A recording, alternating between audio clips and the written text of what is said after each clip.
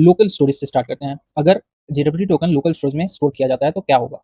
Local storage browser के अंदर data को परमानेंटली स्टोर करता है। तो अगर हम लोगों ने बैकएंड के जेडब्ल्यूटी टोकन को लोकल स्टोरेज में स्टोर करवाया है, तो वो परमानेंटली वहाँ पे रहेगा।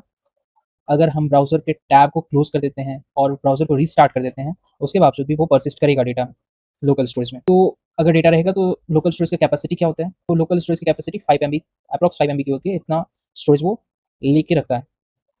बट मेन पार्ट जो इसको अलग बनाता है कुकीज़ और सेशन स्टोरेज से वो क्या है? ये ऑटोमैटिकली सर्वर को सेंड नहीं होता है। इसका मतलब क्या हुआ कि अभी हम लोगों ने देखा हमारे पास एक लॉगिन फॉर्म था और सर्वर था। तो लॉगिन के लिए जब रिक्वेस्ट जा रहा है फ्रंट एंड से बैकएंड के पास, तो बैकएंड जेडब्ल्यूटी टोकन रिटर्न कर रहा है क्लाइंट को।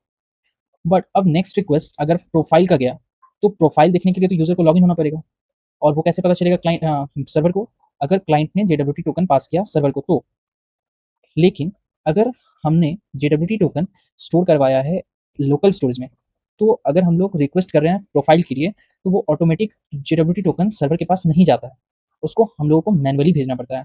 वो कैसे करते हैं हम लोग? तो हम लोग हेडर में ऑथराइज़ेशन हेडर लिखते हैं और इसके अंदर बियरर एक प्रीफिक्स लगाते हैं और साथ में जो जेडब्ल्यूटी टोकन रहता है, वो लिखते हैं हम लोग। तो ये जेडब्ल्यूटी टोकन एक्सेस कैसे होता है?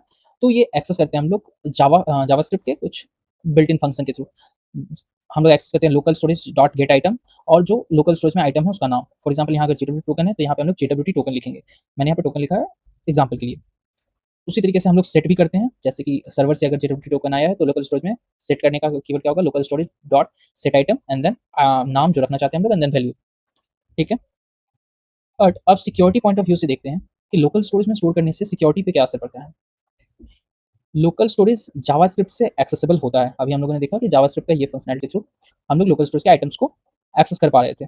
तो अगर कहीं से भी हम लोग जावास्क्रिप्ट के थ्रू डेटा को एक्सेस कर पा रहे हैं, इट मीन्स कि वो एक्सेस अटैक से वल्नरेबल है। यानी अटैकर हम लोगों के वेबसाइट पे एक्सएसएस अटैक कर सकते हैं और इससे हम लोग का टोकन स्टोल हो सकता है।